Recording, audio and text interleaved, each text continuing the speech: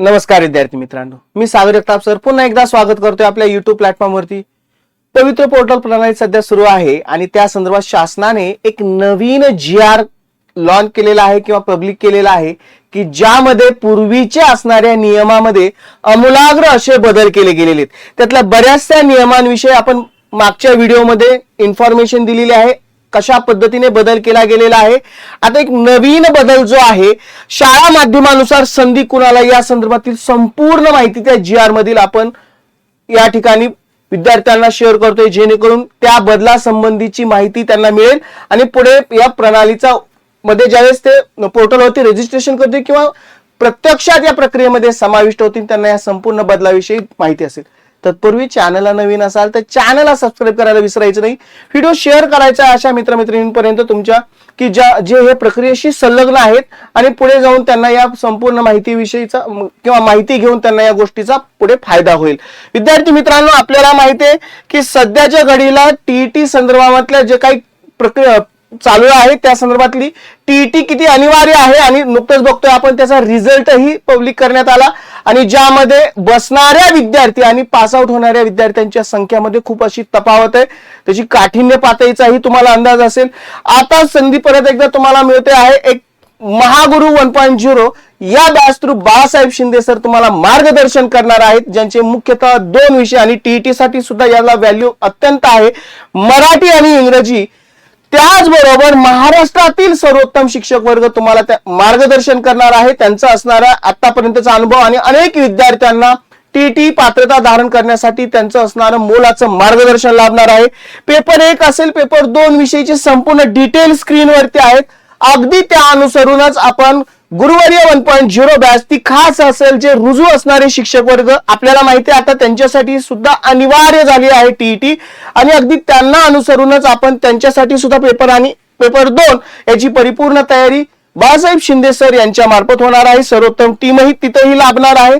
बाकी त्याची सेम वैशिष्ट्य बॅचची दिली गेलेली आहेत। करायचंय काय, दिलेल्या कॉन्टॅक्ट नंबरला कॉल करायचा, बॅच विषयी सगळ्या डिटेल जाणून घ्यायचे आहेत। एक हमी देतोय, नक्कीच तुम्हाला यावेळेस TET पात्रता धारण करण्यास ही बॅच खूप मोलाचं सहकार्य करेल, यात मात्र शंका नाही।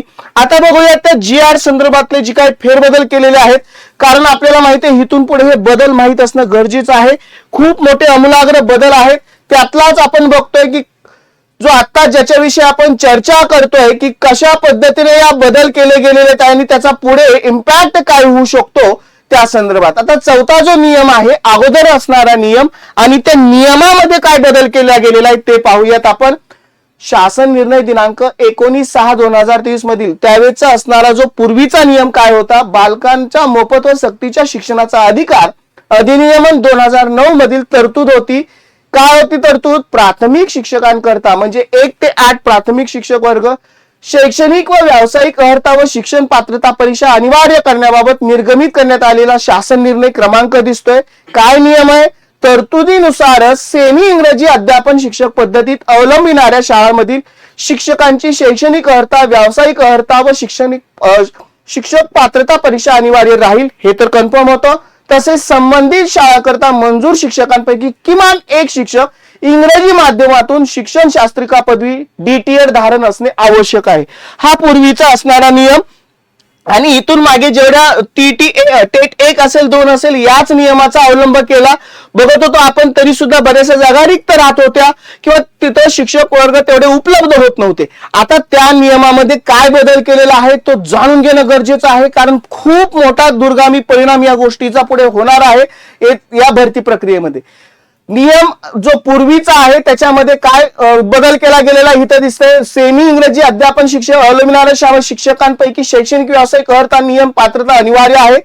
तसेच इयत्ता 1ली ते 5वी, इयत्ता 6वी ते 8वी, इयत्ता 9वी ते 10वी या गटांसाठी त्या माध्यमांच्या शाळेकरता शिक्षक उपलब्ध करून देण्यात व्यावसायिक अर्हता इंग्रजी माध्यमांसह, आता त्या माध्यम अगोदर अनिवार्य इंग्रजी होतं, आता त्याच्यासह त्या शाळांचे माध्यम जसे की मराठी असू द्यात, उर्दू, कन्नड इत्यादी विचारात घेऊन उमेदवारांनी शालांत परीक्षा ज्या माध्यमातून उत्तीर्ण केल्या आहेत त्या माध्यमांचा शाळेसाठी त्याची उमेदवारी विचारात घेण्यात यावी। म्हणजेच काय, इयत्ता 1ली ते 5वी या गटासाठी सेमी इंग्रजी विषयाकरता व्यावसायिक अर्हता इंग्रजी माध्यमातून पूर्ण करण्याची अर्हता निश्चित करण्यात आली आहे।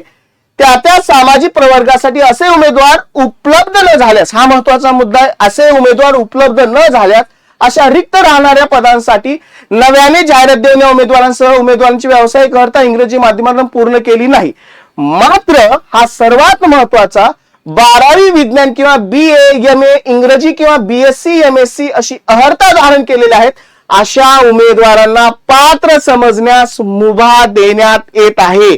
म्हणजे संधी या ठिकाणी कोणाला उपलब्ध होणार आहे, ज्यांचं शिक्षण म्हणजे 11वी 12वी सायन्स म्हणजे सायन्स फॅकल्टी मधून झाली असेल त्यांना सुद्धा या जागेसाठी अप्लाय करता येणार आहे. त्या व्यतिरिक्त BA असू द्यात, MA असू द्यात, BSc तर ऑलरेडी इंग्रजी माध्यमातूनच असते त्याच्यामुळे ते तर आहेच आहे. त्या व्यतिरिक्त BA आणि MA ज्यामध्ये इंग्रजी विषय ठेवून त्यांनी पदविका धारण केलेली असेल त्यांना देखील या ठिकाणी संधी, ते सुद्धा पात्र असणार आहेत. म्हणजे हा जो आमूलाग्र बदल आहे, खूप मोठी कलाटणी इथून पुढे भरती प्रक्रियेवरती जाणार आहे. ज्या पूर्वीच्या रिक्त झालेल्या राहिलेल्या जागा होत्या आता ते राहणार नाहीत. अनेक विद्यार्थी असे असतील की ज्यांची ही अर्हता आहे, मागेही या संदर्भात बऱ्याच वेळा त्या विद्यार्थ्यांनी रिक्वेस्ट केली होती किंवा त्या प्रकारच्या मागणी केली होती की आम्हालाही त्या जागेसाठी संधी उपलब्ध करून द्यावी, परंतु पूर्वी काही जो नियम होता त्या नियमामुळे तो त्या विद्यार्थ्यांना तिथं संधी मिळत नव्हती. आता जो केलेला बदल आहे तो खूपच मोठा, एक चांगला म्हणूयात इम्पॅक्ट देणार आहे. त्याही ठिकाणी या विद्यार्थ्यांना संधी, म्हणजे आता जागा रिक्त राहणार नाही. आता बऱ्याच जणांना वाटेल की इंग्रजी माध्यमांवरील असणाऱ्या विद्यार्थ्यांवरती अन्याय होतोय, तसं नाहीये.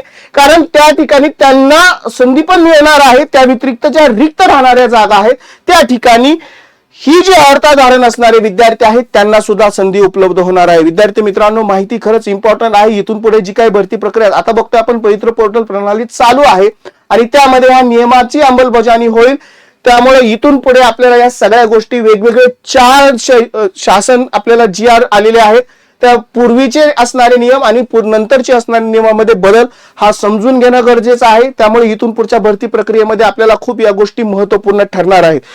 विद्यार्थी मित्रांनो, परत एकदा आवाहन करतोय तुम्हाला, आता तुम्हाला लक्षात येईल की ही TET असू द्या, ET असू द्या, टेट असू द्या, ह्या प्रक्रियेसाठी खूप महत्वाची आहे आणि त्यासाठीच ह्या विद्यार्थ्यांचं स्वप्न आहे जे शिक्षक बनण्याचं, त्यासाठी बाळासाहेब शिंदे सरांचं मार्गदर्शन तुम्हाला लाभतंय आणि त्यासाठी ही अत्यंत माफक दरामध्ये आपण बॅच विद्यार्थ्यांसाठी उपलब्ध करतोय. संधी आहे, अनेक विद्यार्थी आहेत जे ज्यांचं स्वप्न आहे शिक्षक बनण्याचं, परंतु TET क्वालिफाईड नसल्यामुळं त्यांना या त्यांच्या स्वप्नापासून अलिप्त राहावं लागतंय. तसे जे सेवेमध्ये असणारे शिक्षक वर्ग आहे त्यांची सुद्धा सेवा अबाधित ठेवण्यासाठी TET अनिवार्य आता केली गेलेली आहे. त्यांना सुद्धा आता या बॅच थ्रू एक प्रकारचा एक म्हणतो ना, एक मार्गदर्शन लाभणार आहे शिक्षक वर्गांचं नामवंत अशा, ज्यामुळे या वर्षी नक्कीच त्यांचं TET पास आउट होण्याचं स्वप्न साकार होईल. माहिती कशी वाटली कमेंट बॉक्स थ्रू जरूर कळवा. आवडली असेल लाईक करा, चॅनलला नवीन असाल तर चॅनल सबस्क्राईब करायला विसरायचं नाही. शेअर करा अशा विद्यार्थी मित्रांपर्यंत हे या संपूर्ण प्रक्रियेशी रिलेटेड आहेत आणि खरंच त्यांना TET पात्रता होण्यासाठीचे होणं अपेक्षित आहे आणि ते खूप प्रयत्न करत आहेत. नक्कीच त्यांना ही बॅच इम्पॉर्टंट ठरेल. चला विद्यार्थी मित्रांनो, सागर जगताप सर रजा घेतोय तुमची. पुन्हा भेटू अशाच महत्वपूर्ण माहिती घेऊन. Goodbye and take care.